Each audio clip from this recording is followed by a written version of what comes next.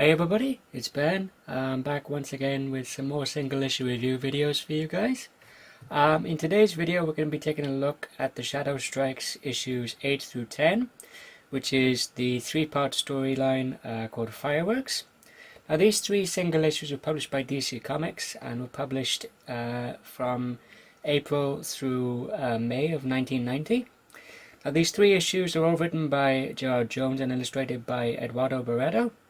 And all three of the original series covers are also done by Eduardo Barreto.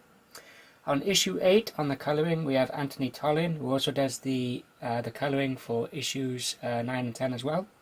On this particular issue, on the lettering, we have Rod Lawworkman.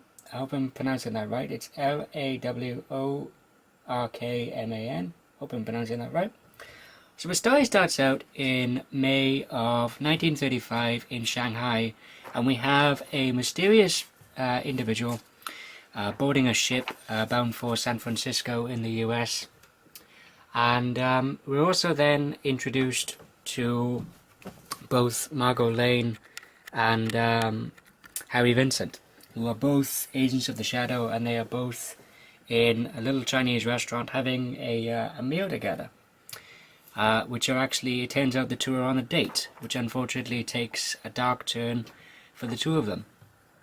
And we are then introduced to a young kid by the name of Russell, who decides to take a trip into Chinatown with one of his friends to try and score some fireworks. But again, unfortunately for Russell, their events take a dark turn, and he finds himself being hunted by a Mongolian warrior. And we also get introduced to the character of Inspector Jack Banion. I hope I'm pronouncing that right. It's Banion. Hope I'm pronouncing that right. Who receives a warning from the Shadow saying that there is trouble brewing in Chinatown, and he wants to ensure that somebody or one of his contacts in the police department is aware of the dangers that are forthcoming. Now, unfortunately, as I said for Russell, he's being hunted by a Mongolian warrior who is one of the henchmen in the service of the mysterious figure who we saw at the start of the issue, basically hunting the kid down. But then, thanks to the Shadow's intervention, he's saved for the moment from the Mongolian warrior. So we then move to issue number 8, which again features another cover done by Eduardo Barreto. And on this particular issue we have once again Anthony Tollin on the colouring, and Jay Dublau on the lettering. It's Jaydublew, however you choose to pronounce that. And the story picks up right after the events of the end of issue 7, with the Shadow once again intervening to save the life of young Russell, which the Shadow is able to do. There's a great scene and a great few nuances throughout this 3-issue story arc, particularly here, where we see that the Shadow has a vast knowledge of martial arts, and he makes reference to the twisting vine of Yenshi, which is apparently a maneuver that is so effective, if used correctly, it allows the practitioner of the move to essentially break his own neck, which unfortunately for the Shadow, the henchman actually does, and he therefore runs out of leads.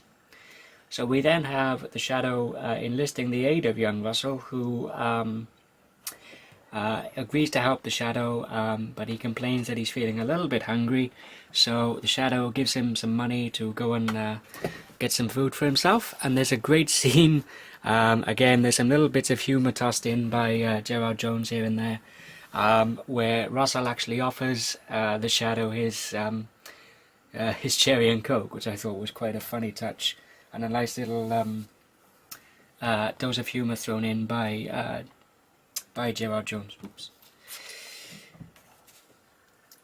And we also have both Margot Lane, who is another agent of the Shadow, and Inspector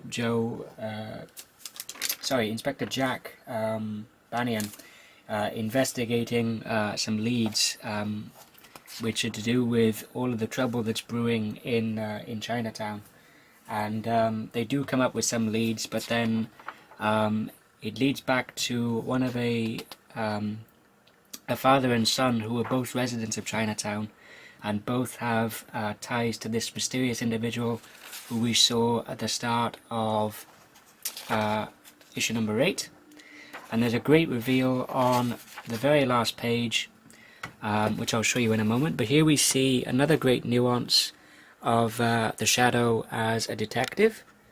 And if I just zoom in a little bit more, let's try and get the advert out of the way. Excuse the moving of the issue, guys. I'm just trying my best to show you a little bit more of the artwork, and try and keep the advertisements to a minimum. See if we can move this back into focus. There we are. And here we have on the reveal of the very last page that the mysterious individual that we saw at the start of the issue aboard the ship is actually none other than Shiwan Khan, who is the Shadow's arch nemesis. So that leaves on a really cool cliffhanger on issue number 8, and we then move into the final issue of the Fireworks storyline, which is part 3 of 3, with once again another really cool cover done by Eduardo Barreto. Again, we have Anthony Tallin on the colouring, and on the lettering this time around we have a individual with the initials, credited as JW. I'm not sure who that person is, but once again the story picks up right after the events of issue number 10. Issue 9. With Shiwan Khan and his followers and henchmen, if you will, are both on the trail of some bombs which are part of an elaborate scheme by Shiwan Khan to actually become the next Emperor of Asia. And again, there's some really great humour scenes thrown in by Gerard Jones, who writes all 3 of these issues, especially between Margot and the young Russell, who we saw at the start of this story arc, who leaves Russell in the care of both Margot Lane and Harry Vincent, where Russell asks Margot to keep a secret that he wore ladies' pajamas, which I thought was kind of funny. And we also find out in a conversation between Inspector Banyan and Lamont Cranston that Shiwan Khan is actually a descendant of Genghis Khan. And again, there's another great nuanced scene, particularly in these panels here, where we see the Shadow is indeed a master of disguise and is able to infiltrate a meeting between some prominent Chinese members of a community and also Shiwan Khan as well. And again, there's some really great action scenes towards the end of this issue, as you can see there, and also there as well.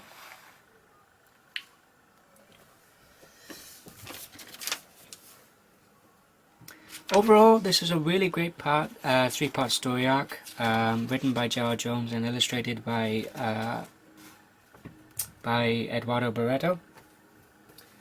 There's also some really great nuances. Like I said, we see the Shadow's skills as a detective and also as a master of disguise, and having a knowledge of martial arts as well, as we saw in issue 9. And here we see a great scene between the Shadow and Shiwan Khan, where Khan says to him, I look forward to remaking your acquaintance at a later date, to which the Shadow responds after Shiwan Khan has jumped out of the moving ship.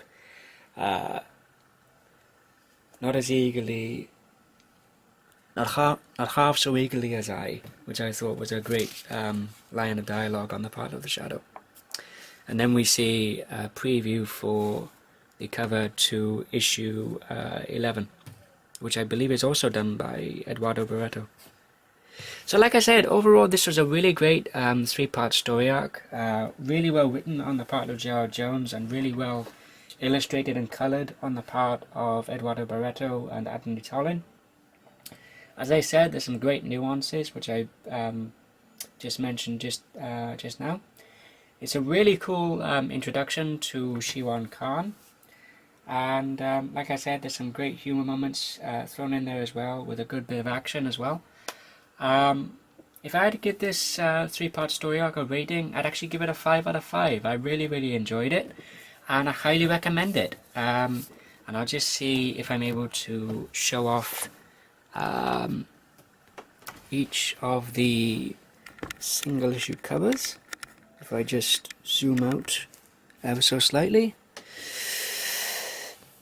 Just excuse me one moment while I try and get these in frame. As you can see, if I just move this one over slightly. And here we have, in chronological order, we have issues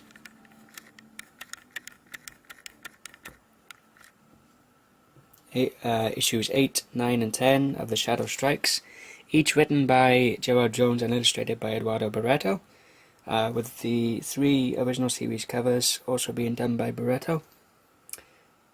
Thank you everybody for watching. Hope you all enjoyed this video. If you did, give it a thumbs up. Didn't like it, thumbs it down. But as I always say, if you thumbs down the video, please feel free to tell me why in the comment section below, or send me a private message. And until next time, this is Gambit896 signing off, and I'll see you guys next time.